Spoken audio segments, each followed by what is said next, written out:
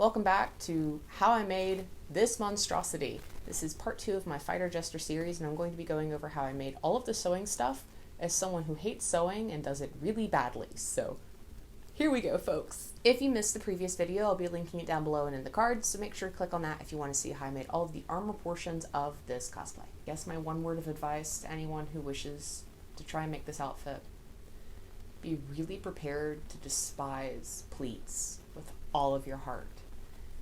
If I ever make anything with pleats again, everyone has permission to just make me stop. Like, come get me, forcibly take the things from my hands. No more pleats ever in my entire life. I'm so done with pleats. I spent like 15 plus hours on the pleats for just the skirt. I don't want to see a pleat book anymore in my life. No, thank you. Please help.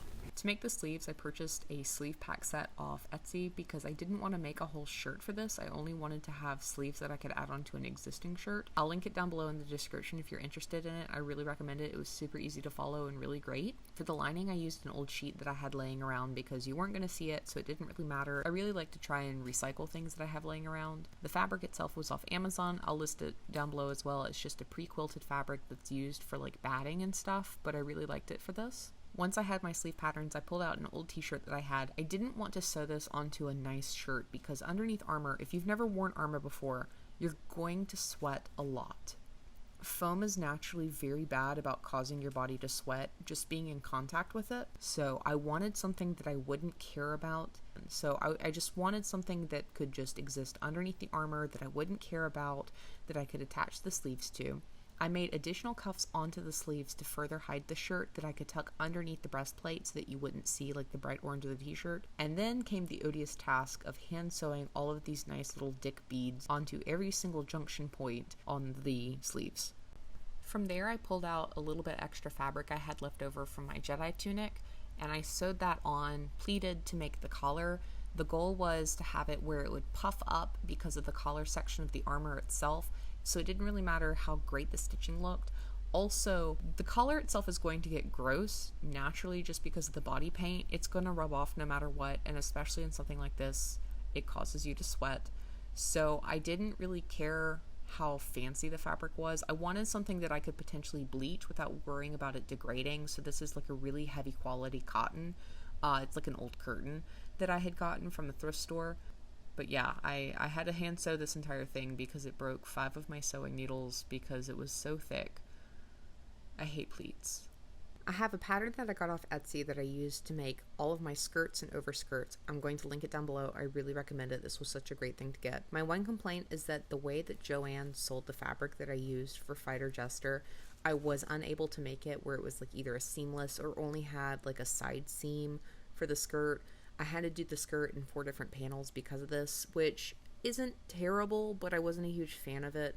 It's the tiniest of nitpicky details. Basically, I got this really pretty silken pink fabric from Joann's, and I used a sheet for the lining on the inside because I wanted something that I wouldn't really care about because, again, we're here to reuse, renew, and recycle items. Once I created the base of the skirt, the hardest part after I added in the zipper and everything, which I'm like not great with that, but I added in the zipper and then I had to create all of the additional pleats on the bottom. The end of Jester's skirt it's probably multiple underskirts, but I didn't want to have to deal with that. So what I did instead was I added multiple pleat layers, which were really exhausting to have to sew. There was an initial layer that was sewn using this really nice, like slightly detailed old tablecloth that my mom had gotten from a thrift store, and I pleated it and then overlaid a strip of additional fabric on top of it, and I sewed the top of that down and then waited until I created the other pleats that went on the bottom of that and then sewed it down.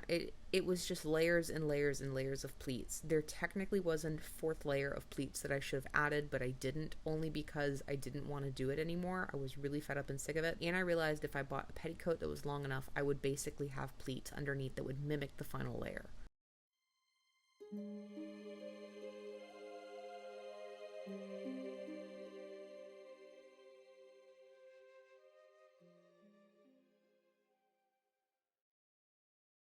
Fighter Jester has 2 different overskirts, the first of which is a very simple purplish pink one with trim, and the other one, which is a much more detailed one that I used a very pretty gold brocade for.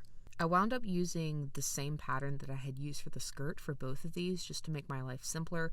Unfortunately, because of the amount of fabric that I got on the gold brocade, specifically more in the way that it was folded, I couldn't make it as big as I wanted to for the detailed overskirt, which I would have liked much more. It's a little bit hidden and there's a lot of details on it that I really wish could be more visible, but unfortunately just aren't. I used a quilting spray in order to tack down all the pieces that needed to be sewn down with different fabrics for the details, such as sprinkle, the little circle, and all the little tiny stars. And then I added a gold bias tape around the edge of the entire thing for that final detail.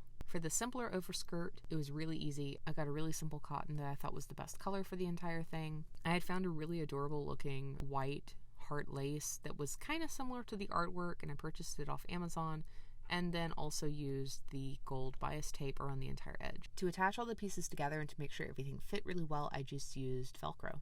It's very heavy duty stuff. It's exactly what I use on my armor. I really recommend it. I sewed it all down on top of it being like sticky, so it's extra secured.